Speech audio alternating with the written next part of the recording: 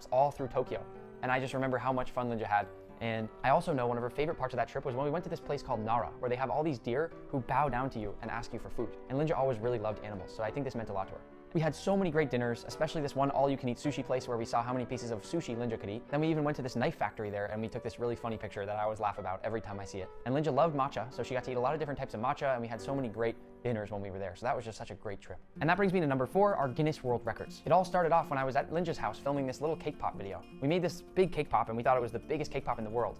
But Guinness World Records replied and said that actually it wasn't. So we ended up deciding to go and actually break that record. And that's how our whole thing with Guinness World Records actually started. That ended up leading us to things like visiting the most fast food restaurants in just 24 hours, where we walked around for the entire day. I think we walked about 10 miles. We just visited as many places as we could and took so many funny photos. We also made the world's largest sushi roll, which was a crazy project that made one of the biggest messes I think we ever made making a video. And we made this huge donut that ended up in the new Guinness World Records for visited as many places as we could and took so many funny photos. We also made the world's largest sushi roll, which was a crazy project that made one of the biggest messes I think we ever made making a video. And we made this huge donut that ended up in the new Guinness World Records book. We spent so much time together breaking all of these records, and I know Linja loved the challenge. She was always so quietly competitive and just, I think, loved how difficult these were and loved that we were able to actually successfully do all of them. Number 3 is our first ever collab, because without that, nothing would have ever happened. When we met the first time, we actually filmed a few videos that we then released over the next couple of months. But there's one video that stands out to me above all the rest that I'm gonna play for you right now. It has a little bit of everything that I love about Linja in there. Let's make homemade pasta. Get out of my video, Nick! Crack 12 eggs, keep the yolks. Then pour out your flour, make a nice grater. Nice, pour in your yolks, mix it into the flour until you have a nice dough. Need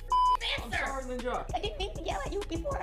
Cut the dough into quarters, and they should be nice triangles. Flour the board and roll out the dough. Make Nick bring in the mixer and make him make pasta sheets. It should be 1 Linja length long. Cut it into fettuccine, and finally cook it in your sauce. Here's Henry, my chive plant. Serve and top with chives. Cheers. That's what I'm talking about. This now brings us to number 2, which is collabs with other creators. Linja and I sort of ended up becoming known as a package deal. I always like to look at me and Linja as sort of similar to The Rock and Kevin Hart. We just made such a great pair. So we ended up doing so many different collabs with people, and I think eventually they just realized that Linja and I were gonna be together a lot of the time. And it was because we had so much fun together and because we worked so well together. And that brings me now all the way to number 1, which is the little things. The things that we never caught on camera. Like Linja laughing, or her yelling at me and scolding me, which she actually did quite a bit, or just even hugging Linja because she was so small and I had to kind of bend down a ton, almost go down to my knees to give her a hug. Just the little things. If I had them all, I'd probably share some of them, but I don't. I just have the memories.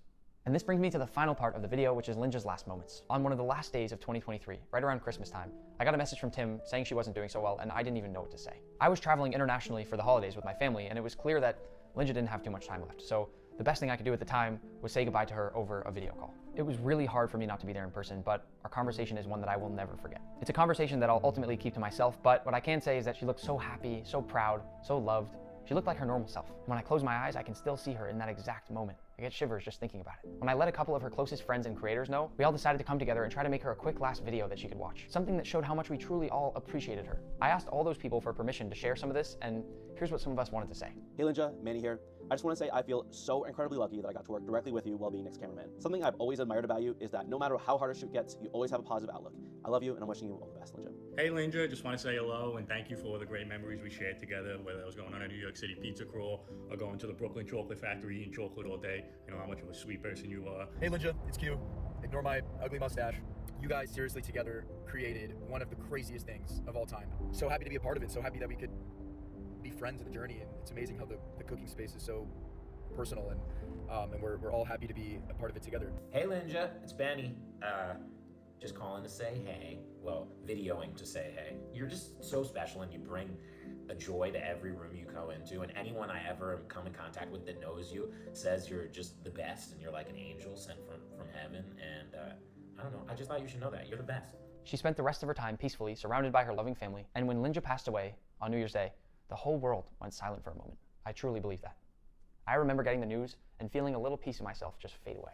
Once Tim broke the news to the public on Linja's accounts, everybody on the internet was heartbroken. I saw the biggest streamers in the world react to her death. I saw so many incredible comments from fans that I actually screenshotted a bunch of them to share with you here. One of them said, "Cancer always seems to take the best people the world has to offer." Another talked about how if this person hadn't found out she had cancer, they would have never known because she kept it so well hidden. And a similar one talked about how she'd been battling cancer for her entire online career, which is incredible and true. And the last one, for some reason, of all the comments out there, made me tear up the most. Talked about how, as time went on, her content was more and more about traveling the world because she seemed like she knew something was coming and she wanted to see the world before that happened.